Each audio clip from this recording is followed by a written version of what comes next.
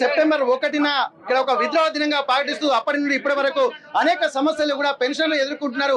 ఉద్యోగ ఉపాధ్యాయ సంఘాలు అన్ని కూడా ఎదుర్కొంటున్న నేపథ్యంలో ఇక్కడ ఈ రోజు సెప్టెంబర్ 1ని కూడా బ్లాక్ డేగా నిర్వర్తిస్తూ ఇక్కడ మొత్తం రాష్ట్ర వ్యాప్తంగా కూడా ఒక ఉద్యమానికి శ్రీకారం చుడుతున్నారు. ఈ రోజు నుండి కూడా ఉపాధ్యాయులు అలాగే ఉద్యోగుల సంఘాల సమస్యలు పరిష్కరించడానికి కూడా ఒక ప్రణాళికాబద్ధంగా ముందుకు వెళ్తున్నటువంటి పరిస్థితి. ఈ రోజు ఇక్కడ కలెక్టరేట్ కు హనుమకొండ కలెక్టరేట్ కు చేరుకొని ఇక్కడ ఒక నిరసన కార్యక్రమం చేస్తున్నారు.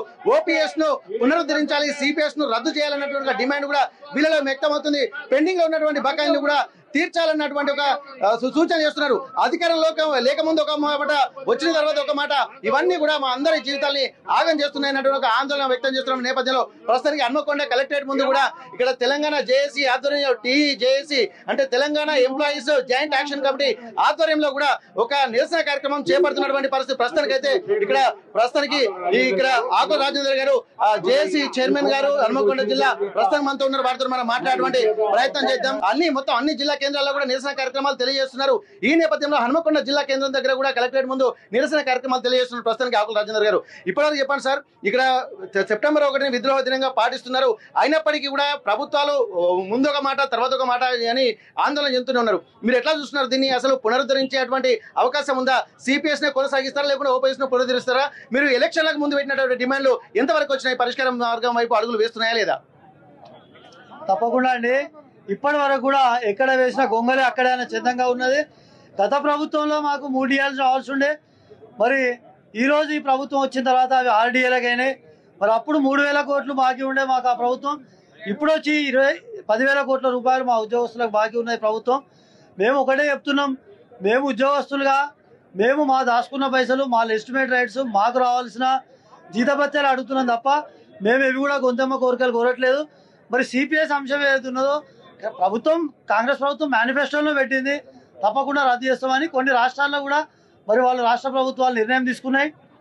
దీంట్లో కూడా మరి కొన్ని రాష్ట్ర ప్రభుత్వాలు నిర్ణయం తీసుకున్నా కూడా కేంద్ర ప్రభుత్వం కూడా మెలికలు పెట్టే సందర్భాన్ని కూడా మేము గుర్తు చేస్తున్నాం. ఎందుకంటే మాకు రావాల్సిన బాకీలు ఏవైతే ఉన్నాయో మరి ఇప్పటి వరకు 2004 నుండి ప్రభుత్వంకి ఏదైతే మేము చెల్లించినామో దాదాపు కొన్ని వేల కోట్ల రూపాయలు మేము వెనక్కి ఇవ్వమని చెప్పి కేంద్ర ప్రభుత్వం మెలికబెడుతున్నది.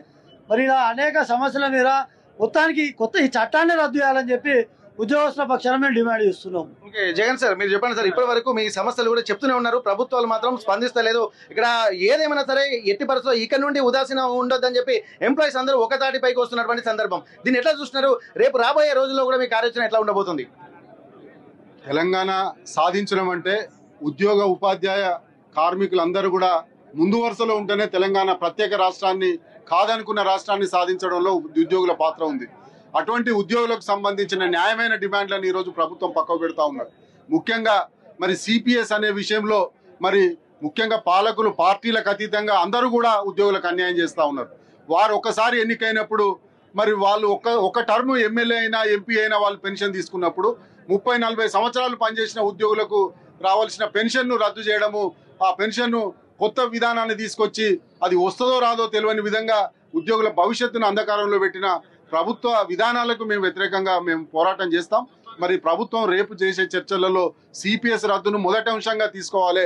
అదేవిధంగా మాకు మీరు ఉచితంగా ఇచ్చేది కాదు, ఉచితంగా ఇచ్చేవి వాళ్ళకు మీరు ఇవ్వండి, మా డబ్బులు మాకు న్యాయంగా రావాల్సిన డబ్బులైనా మేము అడుగుతా ఉన్నాం. ఈరోజు ఉద్యోగులు పెన్షనర్లకు సంబంధించిన హెల్త్ స్కీమ్ను కూడా మీరు పక్కకు పెట్టారు. మరి ఇవన్నీ కూడా రేపు పరిష్కారం చేయకపోతే తెలంగాణ సాధించినప్పుడు తెలంగాణ ఉద్యమంలో ఏదైతే మేము పోరాటం చేసినామో అదే స్ఫూర్తితోని మళ్ళీ మా సమస్యల సాధన గురించి కూడా మేము పోరాటం చేస్తాం. జేఏసీ మిత్రులందరికీ నమస్కారం.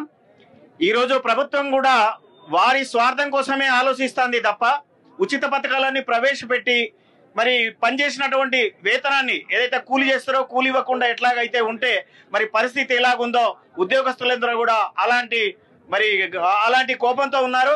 ఏ ప్రభుత్వం కూడా ఉద్యోగులకు అన్యాయం చేసినటువంటి ఉద్యోగులతో పెట్టుకున్నటువంటి ఏ ప్రభుత్వం కూడా మరి బట్టగట్టి బయటపడలేదు.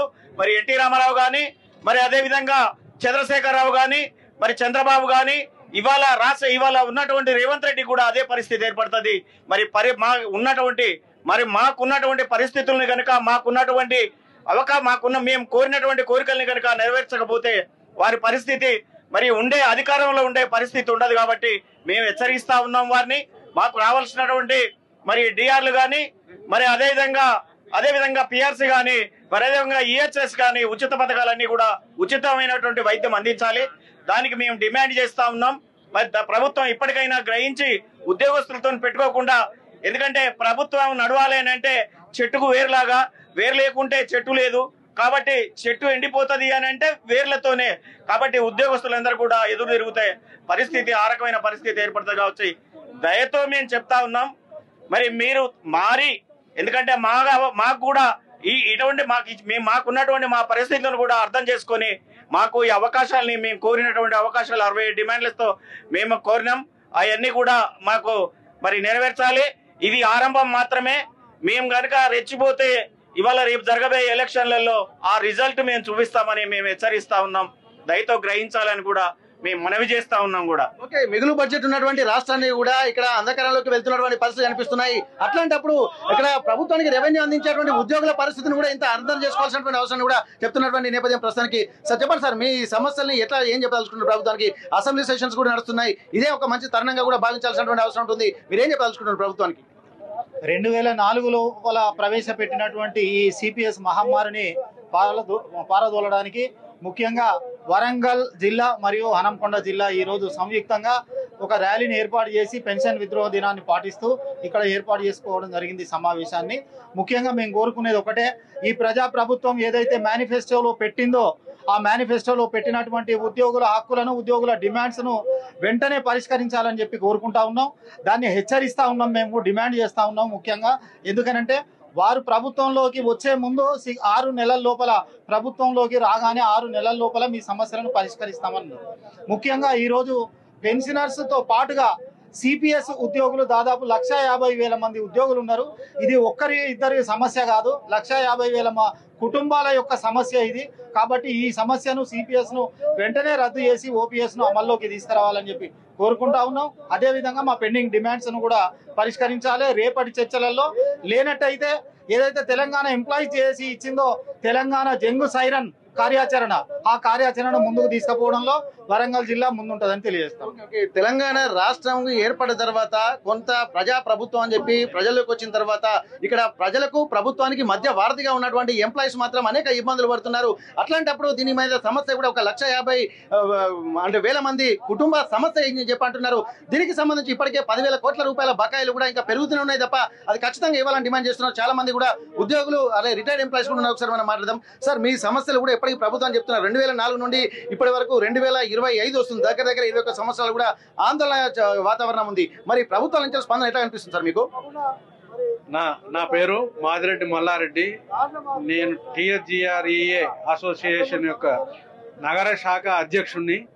తర్వాత మా గోపాల్ రెడ్డి గారు జిల్లా అధ్యక్షులు.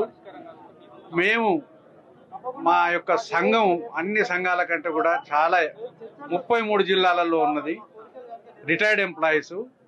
ఒకటి ఏంటంటే మెయిన్ ప్రభుత్వం వాళ్ళు ఎప్పుడైతే ఎలక్షన్స్లో మేనిఫెస్టోలో పెట్టి వచ్చిన తర్వాత వాళ్ళు చేయాలి.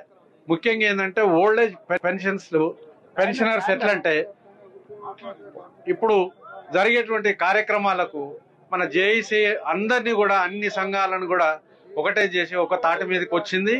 ఇప్పుడు అందరం కూడా దాని మీద నిలబడ్డాం. ఇప్పుడు మా దగ్గర ఉన్న అసోసియేషన్ 8 మన యూనిట్లలో ఉన్న వాళ్ళందరూ కూడా ఇది ఆరంభం మాత్రమే. ఇదంతా కూడా మీ ఆర్టీవీ వారికి కూడా మేము యాజమాన్యానికి మేము కృతజ్ఞతలు తెలుపుతున్నాం. మరి ఇటువంటి కార్యక్రమాన్ని ప్రభుత్వం దృష్టికి వెళ్తున్నందుకు గాను కూడా ఒకటి ఏంటంటే ముఖ్యంగా ఈ డిమాండ్స్ మీద అందరూ కూడా అన్ని సంఘాల వాళ్ళు కూడా మరి అడిగినారు. దానికి అందరికి నేను ఏకీభవిస్తున్నా. మేము ఈ కార్యాచరణ ఏదైతే జేఏసీ తలపెడుతుందో దాని ప్రకారంగా తప్పకుండా జాయిన్ అయ్యి ఇంకా ముందుకు తీసుకోవాల్సిన అవసరం ఉంది. కానీ మేము ఎక్స్పెక్ట్ చేస్తున్న గౌరవ ముఖ్యమంత్రి రేవంత్ రెడ్డి గారు ఈ అందరి యొక్క ట్రబుల్స్ వారు కూడా అధ్యయనం చేసినారు. రేపటి సంఘం లోపల వాళ్ళ మీటింగ్ లోపల తప్పకుండా మరి వారు సాల్వ్ చేస్తారనేటువంటిది అభిప్రాయం ఉంది. ఒకవేళ లేకపోతే జేఏసీ తలపెట్టేటువంటి యొక్క కార్యాచరణ మీద కూడా మేము కూడా జాయిన్ అయ్యి ఇది సక్సెస్ చేస్తామని చెప్పేసి Hanmakonda pensioners association president Narasimha Reddy గారు ఉన్నారు. ఒకసారి వార్తలు కూడా మనం మాట్లాడదాం. సార్ చెప్పండి సార్, ఇప్పటి వరకు ప్రభుత్వం స్పందిస్తుందని అనుకుంటున్నాం కానీ అలాగే పెండింగ్ ఉంటున్నాయి. 21 సంవత్సరాలు దాటిన వరకు కూడా ఓపీఎస్ ను పునరుద్ధరిస్తలేరు. మీ సమస్యకు ఏం చెప్పాల్సుకున్నారు ప్రభుత్వాన్ని? వాస్తవంగా 2004లో పెన్షనర్లకు ఈ ద్రోహం చేసినటువంటి ప్రభుత్వం కేంద్ర ప్రభుత్వం, దాన్ని వాళ్ళ ఇప్పటికీ కొనసాగిస్తూనే ఉంది. సిపిఎస్ పోయి యూపీఎస్ అంటున్నారు. వాస్తవంగా దేశవ్యాప్తంగా ఉద్యమం తీవ్రతరం అయితే తప్ప కేంద్ర ప్రభుత్వం దిగి వచ్చే పరిస్థితి లేదు. 30 నుంచి 35 సంవత్సరాలు సర్వీస్ చేస్తున్నటువంటి ఉద్యోగులు రిటైర్ అయినాక ఉద్యోగ భద్రత లేని జీవితానికి భద్రత లేని పరిస్థితి వాళ్ళ ప్రభుత్వం కల్పించి పెట్టుబడిదారి వ్యవస్థకి ఇది ఒక పునాది అనే విషయాన్ని ఈ సందర్భంగా గుర్తు చేస్తూ కేంద్ర ప్రభుత్వం యొక్క మెడలు వంచైన ఈ పాత పెన్షన్ విధానాన్ని సాధించుకోవాలని డిమాండ్ చేస్తున్నారు. ప్రస్తుతానికైతే ఇక్కడ ఒక కార్యాచరణ ప్రకటిస్తున్నారు. 21 సంవత్సరాలు దాటినప్పటికీ కూడా ఎట్లాంటి అతిగతి లేదు. పెన్షన్లు మాత్రం ఆందోళన చెందుతున్నారు. ఇప్పటి వరకు 63 డిమాండ్ల సాధన మీద కూడా అనేక సమస్యలు ప్రభుత్వానికి చెప్పినప్పుడు కూడా ప్రభుత్వం స్పందించడం లేదు. ఆల్రెడీ ఎన్నికల ముందే ఇచ్చినటువంటి హామీలు ఇవన్నీ, కానీ ఎన్నికలకు వచ్చిన తర్వాత మాత్రం దీన్ని పట్టించుకోవడం లేదన్నటువంటి ఒక ఆందోళన వ్యక్తమవుతుంది. ఇప్పటికైనా సరే సిపిఎస్ ను రద్దు చేయాలి, కాంట్రిబ్యూషనరీ పెన్షన్ రద్దు చేసి ఓల్డ్ పెన్షన్ స్కీమ్ ని పునరుద్ధరించాలన్నట్టుగా డిమాండ్ చెప్తున్నారు. ఇప్పటి వరకు బకాయిలు పడ్డటువంటి ఇక్కడ సంవత్సరానికి 700 కోట్లు విడుదల చేస్తారని చెప్పారు, కానీ అవి విడుదల చేయకపోవడం వల్ల కూడా అనేక సమస్యలు కూడా ఉత్పన్నమవుతున్నాయి. ఏదేమైనప్పటికీ కూడా ఇప్పటి నుండి కూడా ఇక్కడ ప్రభుత్వం స్పందించకపోతే తమ కార్యాచరణ వేరేలా ఉంటుందని చెప్పి అంటున్నారు. ఈ నెల 8వ తారీఖు నుండి బస్సు యాత్ర కూడా ప్రారంభం చేస్తున్నారు. ఇది ప్రతి జిల్లాలో కేంద్రాలకు కూడా వెళ్లేటువంటి అవకాశం ఉంటుంది. ఇప్పటికీ రేపు ప్రభుత్వంతో చర్చలు ఉన్నాయి, కానీ చర్చలు విఫలమైతే మాత్రం దాని పరిణామాలు వేరే విధంగా ఉంటాయని చెప్పి అంటున్నారు. వచ్చే స్థానిక సంస్థల ఎన్నికలు కూడా దీని ప్రభావం ఖచ్చితంగా ఉంటుందన్నటువంటి ఒక హెచ్చరికలు కూడా ఇక్కడ ఉన్నటువంటి వరంగల్ ఎంప్లాయీస్ అలాగే రిటైర్డ్ పెన్షన్స్ అందరూ కూడా చెప్తున్నటువంటి పరిస్థితి. హన్మకొండ కలెక్టరేట్ నుండి కెమెరా పర్సన్ వంశీతో వెంకటరత్నం, RTV వరంగల్. తెలుగులో ఫాస్టెస్ట్ న్యూస్ ఇప్పుడు కొత్త అవతారంలో 5 సెకండ్లోనే పూర్తి వార్తా సమాచారం మీ చేతిలో. సోషల్ మీడియా ట్రెండ్స్ మీ కళ్ళ ముందుకే live TV and voice search options తో ఇప్పుడే డౌన్లోడ్ చేయండి. యాప్ లింక్ డిస్క్రిప్షన్ లో ఉంది.